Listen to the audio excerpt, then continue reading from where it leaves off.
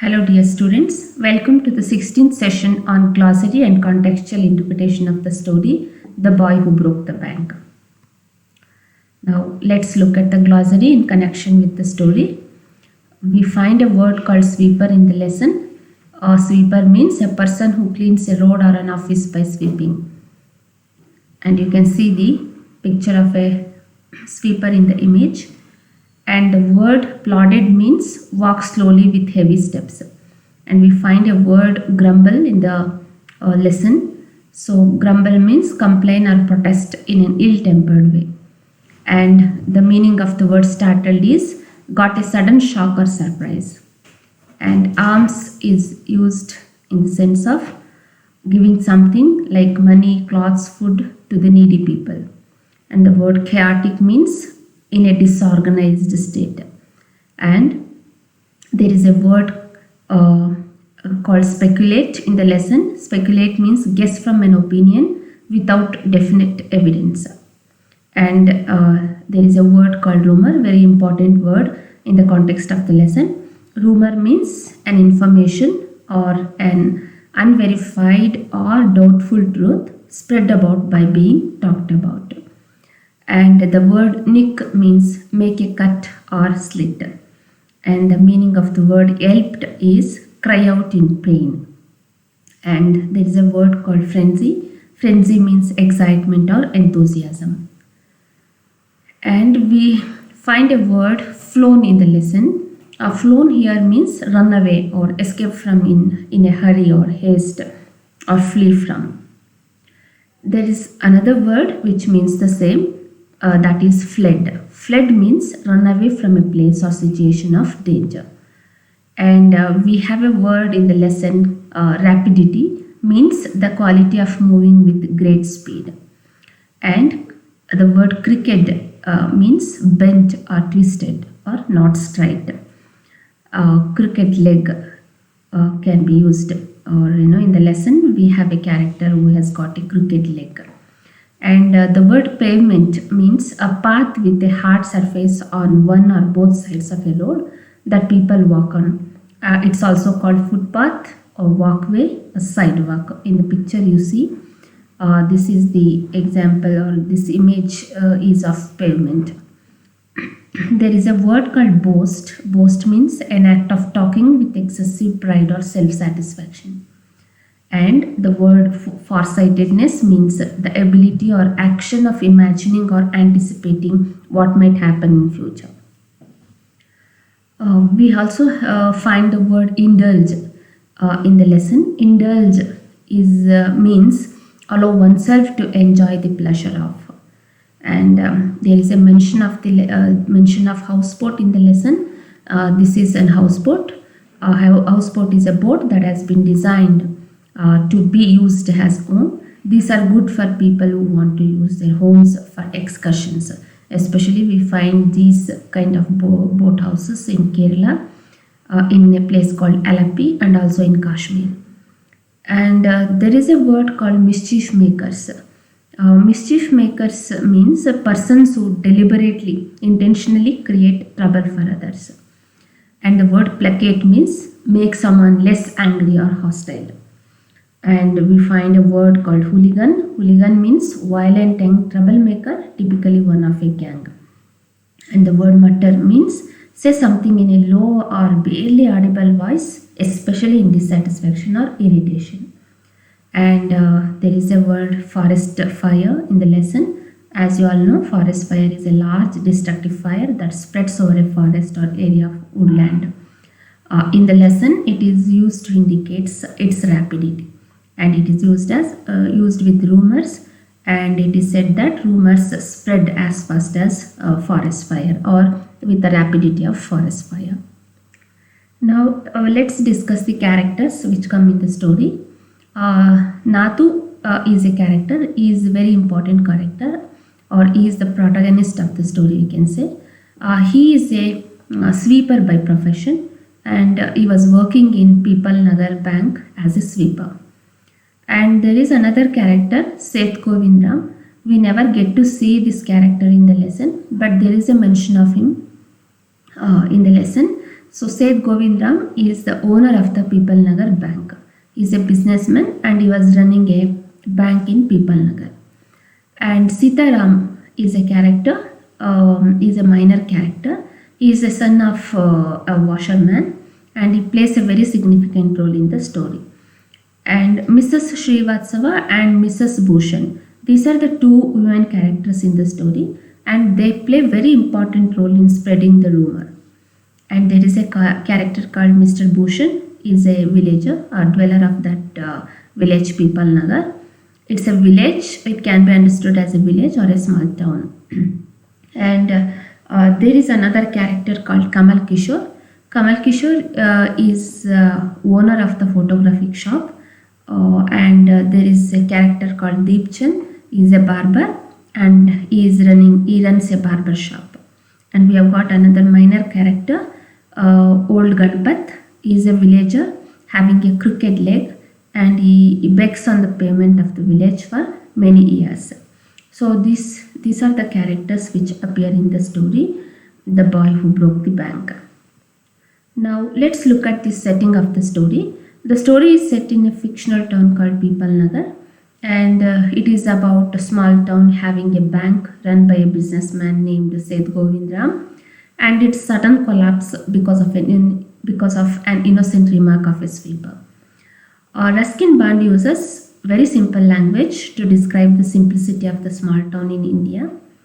Though he has written it in English, he brilliantly gives his story a genuine Indian touch. And he brings out the characteristic nature of people in a small town and he also indicates the power of rumors. Now let's have a brief introduction to the story. The story is The Boy Who Broke the Bank is a very interesting and humorous story written by Ruskin Bond. The story relates to the murmuring of a sweeper by Nathu about irregular payment of his salary.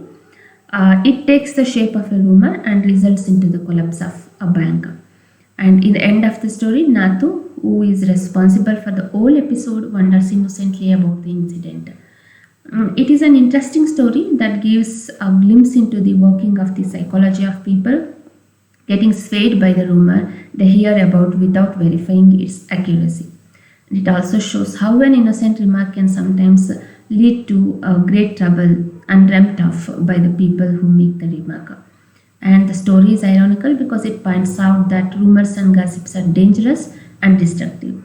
And the story is also a criticism of crowd psychology and antisocial elements.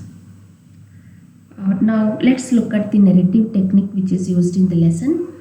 Show don't tell technique is used in the story, and this narrating techniques allows the reader to experience the story through actions, words, thoughts, senses and feelings rather than through the author's description. Here also just in the story we see the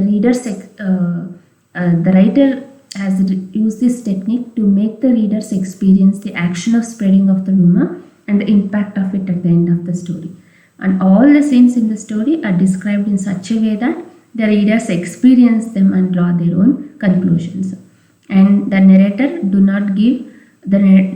doesn't give any of his opinion on any of the events or the character, and readers are let free to form their own opinion. Now let's look at the humor which can be predominantly found in the story.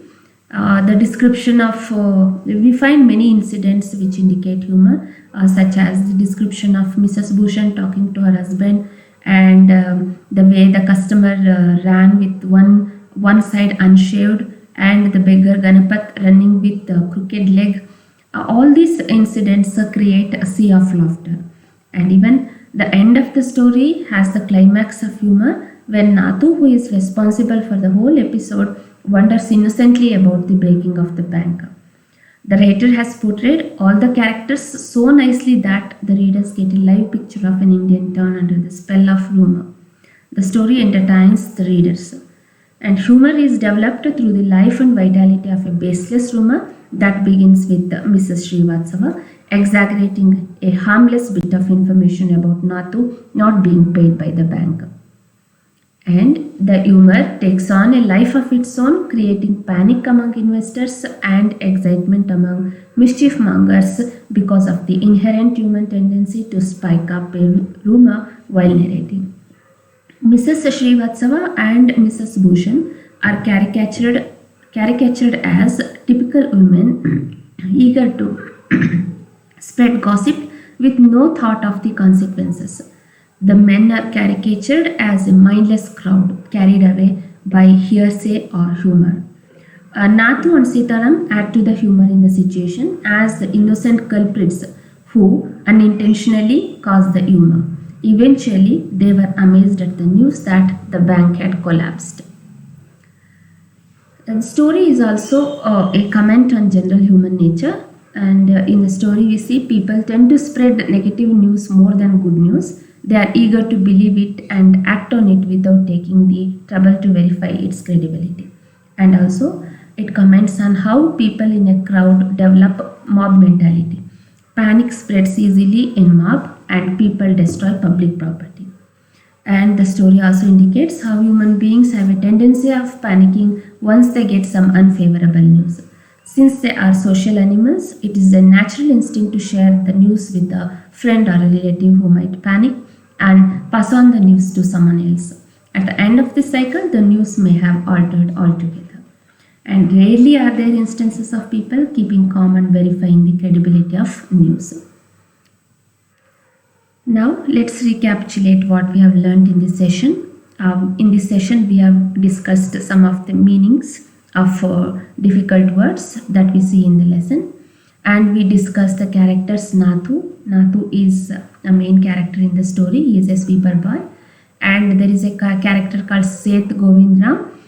He is a businessman and he runs a bank in People Nagar. And there is Mrs. Srivatsava and Mrs. Bhushan. These two women characters are very important because they are the reason for spreading the rumor of collapse of the bank. And there is a character called Mr. Bhushan and Kamal Kishore. Kamal Kishore is a character who owns a photographic shop in the town. And there is a character called Deep Chand. Deep Chand is a barber. He also runs a barber shop. And there is a character called Old Ganapat. He is an old beggar man with crooked leg. And the story is set in fictional town of Vipalnagar. The writer uses simple language and brings out the characteristic nature of people living in small town and the power of rumors.